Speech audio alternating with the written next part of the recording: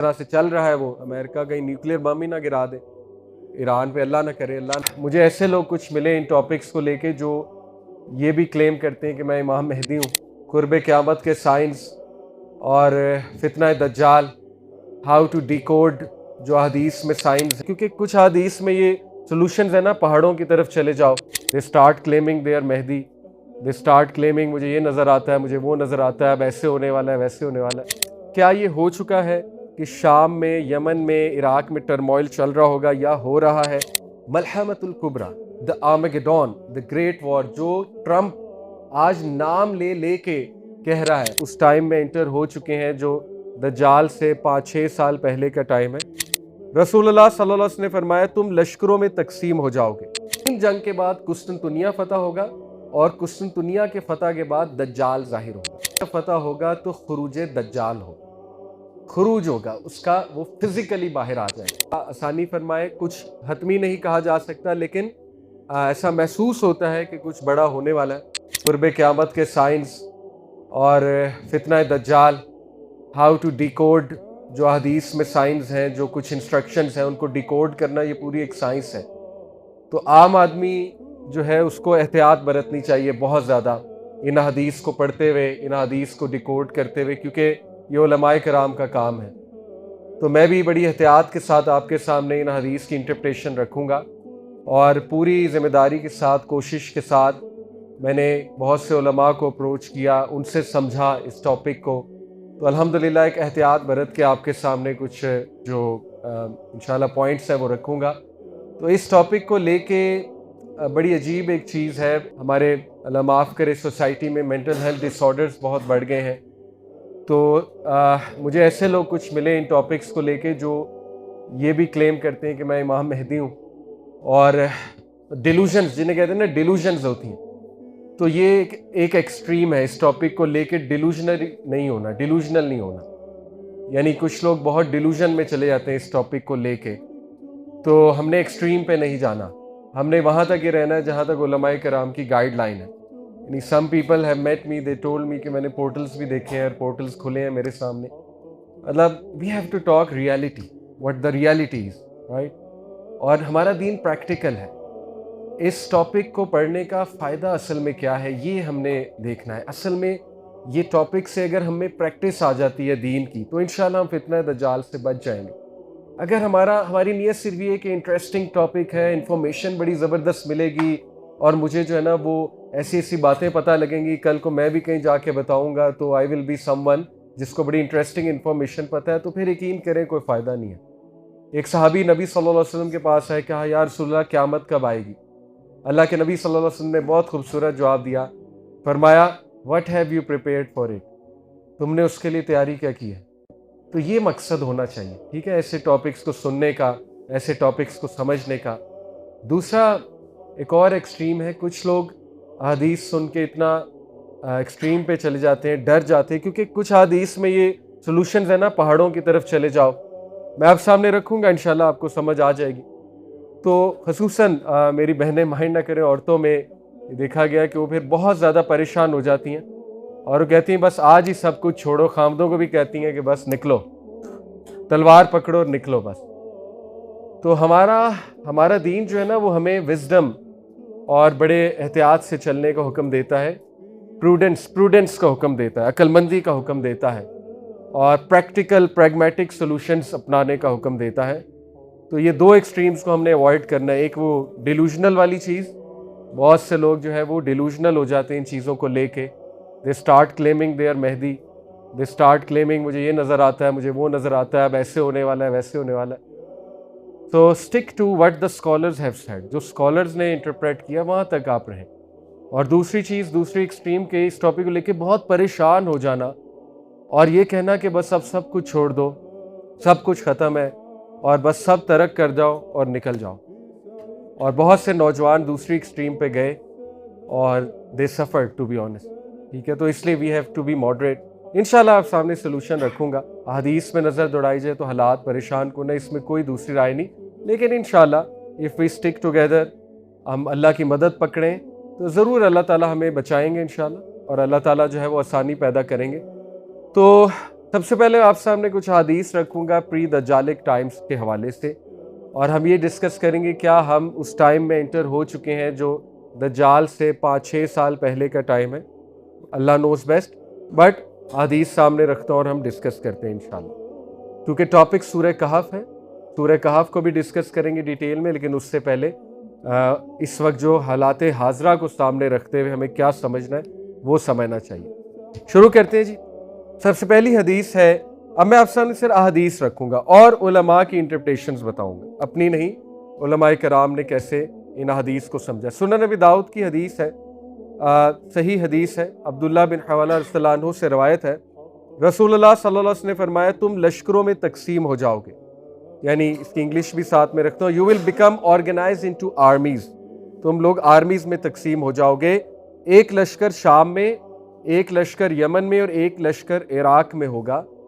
और अब्दुल्ला बिन हवाला ने कहा, ए अल्लाह के रसूल, अगर मैं इस ज़माने को पाऊँ तो मेरे लिए क्या हुक्म है? आप सल्लल्लाहु अलैहि वसल्लम ने फरमाया तुम शाम को इख्तियार करना, क्योंकि वो अल्लाह की ज़मीन में से इसकी मुंतखब ज़मीन है, अल्लाह वहाँ अपने मुंतखब बंदों को जमा करेगा। अगर तुम इनकार करो तो फिर यमन जाओ और अपने हौज़ों से पानी पियो, क्योंकि अल्लाह ने मेरे लिए शाम और इसके लोगों की हिफाजत की ज़मानत दी है। इस सुनन नबी दाऊद की हदीस है।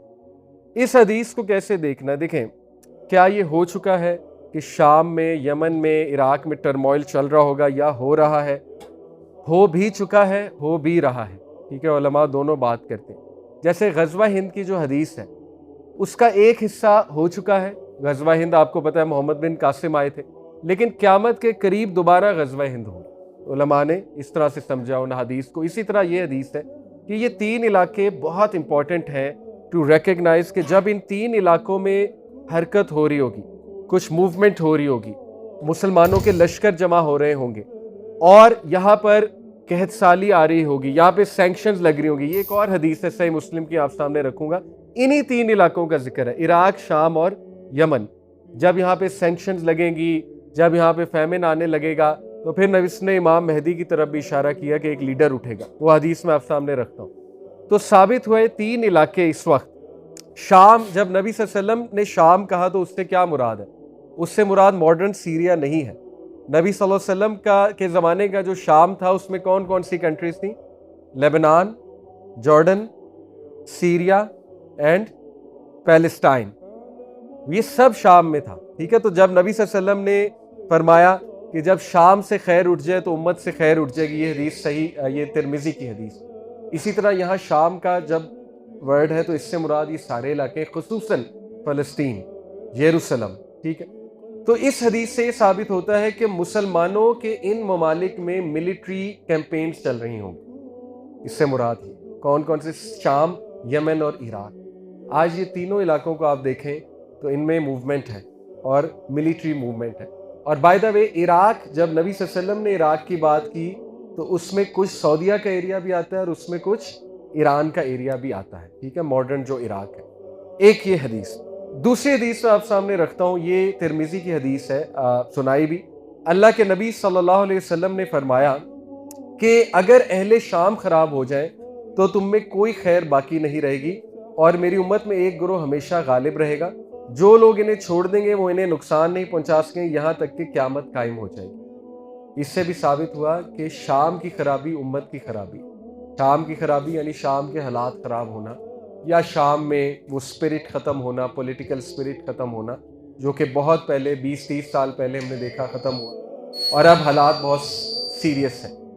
आगे चलें, इससे साबित हुए 3 इलाके। आगे चलें तो economic collapse in middle east, वहाँ भी इराक, सीरिया और इजिप्ट का ही जिक्र आता है। वो हदीस मैं आपके सामने रखता हूँ।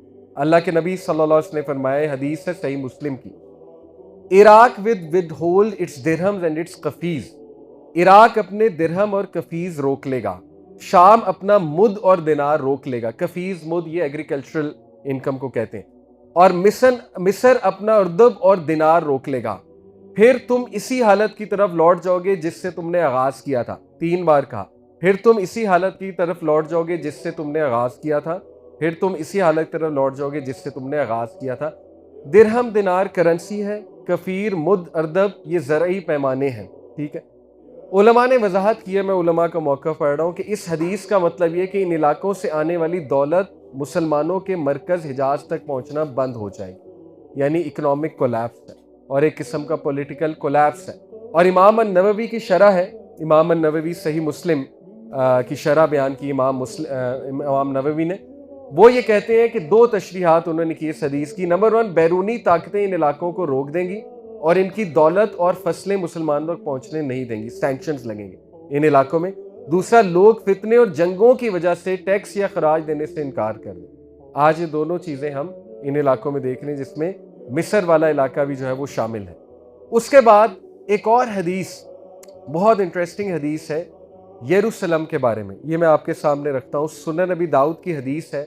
इस हदीस को कुछ उलमा ने ज़ईफ़ कहा है, लेकिन कुछ ने इसको कबूल किया है, तो ये कोट की जा सकती है। यानी इसका ज़ोफ़ उस लेवल का नहीं है कि इसको बिल्कुल ही निगलेक्ट कर दिया जाए इस हदीस को।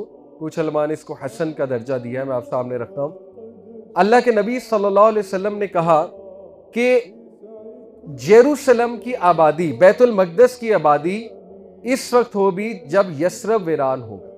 यानी यरूशलेम की आबादी यसरब की वीरानगी है, मदीना की वीरानगी है। और मदीना की वीरानगी इस वक्त होगी जब जंगे अजीम मलहमतुल कुबरा जाहिर होगी, और अजीम जंग के बाद कुस्तुनतुनिया फतह होगा, और कुस्तुनतुनिया के फतह के बाद दज्जाल जाहिर होगा। इस सुनन नबी दाऊद की हदीस। इसमें ऑर्डर क्या है? नंबर 1, यरूशलेम की आबादी। यरूशलेम की आबादी से उलमाए कराम ने क्या मुराद ली है कि यरूशलेम का इलाका बहुत एक्टिव हो जाएगा, और आज पॉलिटिकली सबसे ज़्यादा एक्टिव एरिया यरूशलेम का, political center of almost every civilization इस वक्त यरूशलेम है। मदीना की वीरानगी से मुराद कुछ उलमा ने लिटरल वीरानगी ली है, अल्लाह ताला ऐसा दौर देखने से हमें बचाए। कुछ ने कहा है कि इससे मुराद है कि पॉलिटिकली मदीना की वो हैसियत नहीं रहेगी जो नबी सल्लल्लाहु अलैहि वसल्लम के दौर में थी, यानी it was the political center of the Muslim empire. तो ये भी आज हम देख रहे हैं कि पॉलिटिकली यरूशलेम की इंपॉर्टेंस है, और यरूशलेम की आबादी से मुराद वहाँ जूइश पॉपुलेशन भी, यानी दोबारा से वहाँ पे यहूद जाकर बस जाएंगे, और वो पिछले 50-60 साल में आपके सामने। और फिर फरमाया कि जब मदीना की खराबी होगी तो क्या होगा? मलहमतुल कुबरा, the Armageddon, the great war, जो ट्रंप आज नाम ले के कह रहा है, और अमेरिकन सोल्जर्स को, जो अमेरिकन कमांडर्स हैं, वो बाकायदा आर्मेगेडोन की मोटिवेशन देकर ईरान भेज रहे हैं। आपने देखे हैं वो क्लिप? बाकायदा दे आर सेइंग कि Trump has been selected by Jesus Christ our Lord, Trump को अनॉइंट किया है जीसस क्राइस्ट ने, सो दैट आर्मेगेडोन लॉन्च की जाए। ये बाकायदा वो नाम ले रहे हैं, ठीक है। तो ये हदीस में भी इसका जिक्र है, द ग्रेट वॉर, उसका आगाज होगा, और मलहमा के बाद कुस्तुनतुनिया फतह होगा। कुस्तुनतुनिया कॉन्स्टेंटिनोपोल, नबी सल्लल्लाहु अलैहि वसल्लम के दौर का कुस्तुनतुनिया क्या था? टर्की, इस्तांबुल, ठीक है। तो इससे यही बात नज़र आती है। उलमा से मैंने पूछा कि टर्की में भी हाथ से चला जाएगा और रिकॉन्कर होगा, या वल्लाहु आलम में भी कि शायद पॉलिटिकल एक इन्फ्लुएंस है, पॉलिटिकली दोबारा कॉन्कर होगा, वल्लाहु आलम। बट कुस्तुनतुनिया दोबारा फतह होगा, और कुस्तुनतुनिया जब फतह होगा तो खुरूज दज्जाल होगा, खुरूज होगा उसका, वो फिजिकली बाहर आ जाएगा। वैसे तो उसका सिस्टम उरूज पे होगा उससे पहले, जो आज हम देख भी रहे हैं, लेकिन फिजिकली वो जो है वो बाहर आ जाएगा, दज्जाल, मसीहुद दज्जाल। उसके बाद एक और हदीस मैं आपके सामने रखता हूँ। ये हदीस में जो हमें ऑर्डर नजर आया वो मैंने आपके सामने रखा। एक और हदीस हम देखते हैं ग्रेट वॉर के हवाले से, मलहमा के हवाले से जो है वो हदीस हमारे सामने है। नबी सल्लल्लाहु अलैहि वसल्लम ने फरमाया, सुनन इब्ने माजा की हदीस है, तुम रूमियों के साथ अमन का मुआहिदा करो। रोमन्स, यूरोपियंस, अमेरिकन्स, मतलब they are included in Romans. उस दौर पे जब रूमी कहा तो इससे मुराद जाहिर है NATO, American nation, American civilization, western civilization है। फिर तुम और वो एक मुश्तरका दुश्मन से लड़ोगे। सुनन इब्ने माजा की हदीस, तुम एक कॉमन एनिमी से लड़ोगे, रोमन्स के साथ मिलके, तुम्हें फतह हासिल होगी, माले गनीमत मिलेगा, और तुम सलामत वापस आओगे। फिर तुम एक मैदान में उतरोगे जहां टीले होंगे। रूमियों में से एक शख्स सलीब बुलंद करेगा और कहेगा, सलीब गालिब आ गई। एक मुसलमान गुस्से में आके इसे तोड़ देगा। इस वक्त रूमी मुआहिदा तोड़ देंगे और अजीम जंग के लिए जमा हो जाएंगे। This is the beginning of the great war. यानी मलहमा से पहले एक ऐसा कुछ मार्का होगा जिसमें मुसलमान रोमन्स के साथ मिलकर एक मुश्तरका एनिमी से लड़ेंगे। एज पर दिस हदीस, हम सारी हदीस को फिर इंशाल्लाह रिकोलेक्ट करेंगे। और उसके बाद क्या होगा कि वो विक्टोरियस हो जाएंगे। विक्टोरियस जब होंगे तो एक क्रिश्चियन एक टीले पे चढ़ के कहेगा कि सलीब गालिब आ गई, क्रॉस। और फिर मुसलमान जो है वो एक शख्स गुस्से होगा और उसको ब्रेक कर देगा, और उस मोमेंट पे रोमन्स ट्रीटी को ब्रेक कर देंगे and gather for the great battle. और फिर एक और हदीस मिलती है जिसमें आता है कि they will gather against you under 80 banners. वो 80 झंडों के नीचे तुम्हारे खिलाफ जमा होंगे, and under each banner will be 12,000 soldier. कुछ उलमा के नज़दीक ये हदीस भी पूरी हो चुकी है जो अफगान वॉर थी, कुछ उलमा के 911 के बाद। और इसमें नेटो के under 80 countries according to the calculation, और उसमें ज़ाहिर है मुसलमानों का भी मुआहदा था। वॉर ऑन टेरर में मुसलमान भी शामिल थे। वल्लाहु आलम, there are all sorts of views, but होना है नहीं होना है तो अल्लाह ही बेहतर जानता है। अभी मैं आप सामने सिर्फ जो है वो हदीस रख रहा हूँ सारी की सारी, ठीक है। उसके बाद एक और हदीस है मिलती सही मुस्लिम की, हदीस नंबर 2897, ऊपर वाली इब्ने माजा की थी। नबी सल्लल्लाहु अलैहि वसल्लम ने फरमाया, क़यामत नहीं कायम होगी यहां तक कि रूमी कहां पर आ जाएं, अल अमाक और दबीक, रोमन्स यहां पर लैंड हो जाए। ये दोनों इलाके एक टर्की में है, साउदर्न टर्की में, और एक शाम में है, मॉडर्न सीरिया में। An army consisting of the best people on earth at that time will come out from Medina to face them. उस वक्त मदीना से बेस्ट आर्मी निकलेगी और उनको फेस करेगी।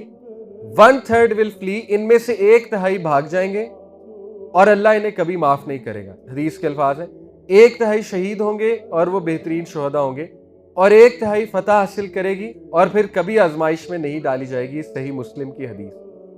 अगली हदीस सुनते, ये अभी तक सारे मैं आपके सामने इवेंट्स रख रहा हूँ, प्री दज्जाली के इवेंट्स थे, ठीक है, दज्जाल के आने से पहले के इवेंट है। इससे आपको ये भी अंदाजा थोड़ा बहुत हो जाएगा कि टाइम कितना करीब है। इसी हदीस का अगला हिस्सा है, then they will conquer Constantinople. यही आर्मी जो 1/3 बच जाएगी कुस्तुनतुनिया को फतह करेगी। While they are dividing the spoils of war, जब वो माले गनीमत को तकसीम कर रहे होंगे, having hung their swords on the olive trees, जैतून के दरख्तों पे उन्होंने अपनी तलवारें लटकाई होंगी। शैतान will cry out among them, शैतान चीखेगा। शैतान क्या कहेगा? द दज्जाल has taken your place among your families, दज्जाल ने तुम लोगों की जगह ले ली है तुम्हारी फैमिलीज में। So they will leave but that will be false, when they reach अल शाम ही विल एक्चुअली इमर्ज। ये दज्जाल का खुरूज, शैतान ऐलान करेगा कि दज्जाल ने तुम्हारी फैमिलीज की जगह ले ली है। जब वो निकलेंगे अपनी फैमिलीज के लिए तो पता लगी खबर झूठी थी, लेकिन जब वो अल शाम को रीच करेंगे, अल शाम के लैंड को, ही विल एक्चुअली इमर्ज, दज्जाल असल में ज़हूर उसका हो जाएगा। While they are preparing for battle and arranging their ranks, the prayer will be established and Isa ibn Maryam will descend and lead them. ये ईसा अलैहिस्सलाम का नज़ूल भी इस हदीस में आता है। अब बीच में दज्जाल 40 दिन रहेगा, जाहिर है वो एक और हदीस है, 1 day like a year, 1 day like a month, 1 day like a week। लेकिन इस हदीस में वो ऑर्डर है, कुस्तुनतुनिया फतह हुआ, उसके फतह होते ही दज्जाल का ज़हूर होगा। और ये पिछली हदीस से भी कनेक्ट करें तो क्या है? जेरूसलम की आबादी, मदीना की खराबी। मदीना की खराबी किसका ज़हूर है? जंग का, बड़ी जंग का, ठीक है। और बड़ी जंग के में कुस्तुनतुनिया फतह होगा, और कुस्तुनतुनिया फतह होने के बाद दज्जाल फिजिकली सामने आएगा, ठीक है। ये हदीस से ये साबित होता है। और ईसा इस्लाम का भी इसमें हमें मिलता है कि ईसा इस्लाम भी नाजिल होंगे। उसके बाद ये हदीस आपके सामने रखता हूँ, सुनन नबी दाऊद, मुआज़ बिन जबल से मरवी है, सही हदीस है। इमाम नासिरुद्दीन अलबानी ने इसको सही कहा है, सुनन नबी दाऊद। मुआज़ बिन जबल कहते हैं, अल्लाह के नबी सल्लल्लाहु अलैहि वसल्लम ने फरमाया, between the great battle and the conquest of Constantinople there will be 6 year. मलहमे में और कुस्तुनतुनिया की फतह में 6 साल का गैप, ठीक है, 6 साल का गैप। एंड द दज्जाल will emerge in the 7th year. मुआज़ बिन जबल रसूलुल्लाह सल्लल्लाहु अलैहि वसल्लम से मरवी करते हैं, दज्जाल 7वें साल में है। साबित हुआ दज्जाल के तकरीबन 6 से 7 साल पहले मलहमा हो, द ग्रेट बैटल। और जो हालात इस वक्त चल रहे हैं, अल्लाह नोज बेस्ट, अल्लाह ताला आसानी फरमाए। कुछ हतमी नहीं कहा जा सकता, लेकिन ऐसा महसूस होता है कि कुछ बड़ा होने वाला है, और ऐसा महसूस होता है कि शायद मलहमा की तरफ बात ना चली जाए। और जंगें तो हो ही रही हैं, आपके सामने है। रशिया भी मैदान में कूद रहा है, चाइना भी मैदान में कूद रहा है, अमेरिका तो आपके सामने, और इजराइल। ये जो एप्स्टीन फाइल्स का सारा मामला हुआ था, ये तो ट्रंप को ब्लैकमेल करने के लिए ही था कि ईरान पे अटैक करो, वरना असल में तो अमेरिकन पूरी की पूरी जो आबादी है वो तो खिलाफ है इस वॉर। इवन जो सेनेट है उनका वो खिलाफ है ईरान वॉर के। But obviously they have their ways, Israel आपको पता है, they have their ways to get things done. तो एप्स्टीन फाइल्स ये पूरा एक वो प्लान था, क्योंकि उसमें ट्रंप का नाम है और दे आर ब्लैकमेलिंग हिम, और ये सब हो रहा है। Who knows nuclear. कुछ तो एक हदीस से इस्तदलाल करते हैं कुछ स्कॉलर्स। एक हदीस में आता है कि क़यामत कायम नहीं होगी जब तक 10 साइंस तुम ना देख लो। सही मुस्लिम की है गालिबन। वो शुरू होती स्मोक से, सबसे पहले उसमें स्मोक का जिक्र है, धुआं। उसको फिर वो और हदीस से रिलेट करते हैं वही ग्रुप ऑफ स्कॉलर्स, कि एक हदीस में आता है ना कि दज्जाल के 3 साल आने से पहले एक ग्रेट फैमिन होगा। वो मैं अभी आपके सामने रखता हूँ। एक बहुत कहत साली का दौर होगा कि ज़मीन कुछ उगाएगी नहीं। और नबी सल्लल्लाहु अलैहि वसल्लम ने फरमाया कि मेरी उम्मत के आखिर के दौर में चेहरों का मसख होना, बस्तियों का उलट जाना, इस तरह की साइंस भी हैं, और पत्थरों की बारिश होना ऊपर से, ये भी है। तो ये सारी हदीस को कंबाइन करके कुछ स्कॉलर ये भी कहते हैं कि न्यूक्लियर वॉर होनी है, क्योंकि वो धुआं बहुत ह्यूज है, वो छा जाएगा आसमान में, और फिर न्यूक्लियर विंटर की तरफ इशारा मिलता है। न्यूक्लियर विंटर क्या होता है कि यानी सन जब ब्लॉक हो जाता है एक न्यूक्लियर अटैक की वजह से, तो ग्लोबल वार्मिंग बंद हो जाएगी, और उसके बाद क्रॉप्स उगना बंद हो जाएंगी, और कहत साली हो जाएगी। तो रेन जैसे ना, कहत साली ये नहीं है कि बारिश नहीं होगी, कहत साली है कि बारिश होगी लेकिन ज़मीन कुछ उगाएगी नहीं। उससे भी कुछ स्कॉलर ये अखज़ करते हैं कि जब न्यूक्लियर अटैक होता है, गामा रेडिएशन, वो ज़ाहिर है डेडली है गामा रेडिएशन, उससे चेहरे भी मस्त होते हैं, और लिटरली उसका जो इम्पैक्ट होता है वो पत्थरों की बारिश की तरह होता है। काइनेटिक एनर्जी इतनी होती है। ऑब्वियसली जब यूरेनियम फटता है, यूरेनियम होता है ना उसमें न्यूक्लियर फिशन होती है, तो वो चेन रिएक्शन होता है, फटता जाता है। तो कुछ उलमा ने, अल्लाह माफ़ करे, न्यूक्लियर अटैक की तरफ भी इशारा किया है।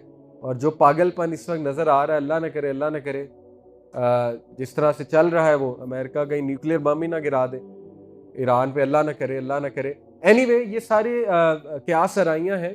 देन अगेन हम बतौर इंसान एक हद तक बात कर सकते हैं, असल में क्या होना है अल्लाह नोज बेस्ट। असल मकसद हमारा है इन हदीस से कि हमने तैयारी क्या करनी है। असल मकसद जो है ना वो ये होना चाहिए, बजाय कि हम बहुत ज़्यादा डिटेल में इन डिस्कशंस में जाएं। जो होना है वो तो होना है, अल्लाह ताला ने जो लिखा है वो तो होना है। असल में हमने अपनी प्रोटेक्शन इंशाल्लाह ताला जो है ना वो करनी है, और इससे सीखना है कि we need to unite, we need to become politically active इंशाल्लाह, और उम्मत का कॉन्सेप्ट हमने वापस लेकर आना है। और जो आगे सूरह कहफ में कमाल की प्रोटेक्शन की लेयर्स बताई अल्लाह ताला ने, उनको अडॉप्ट करना है हमने इंशाल्लाह ताला। ओके।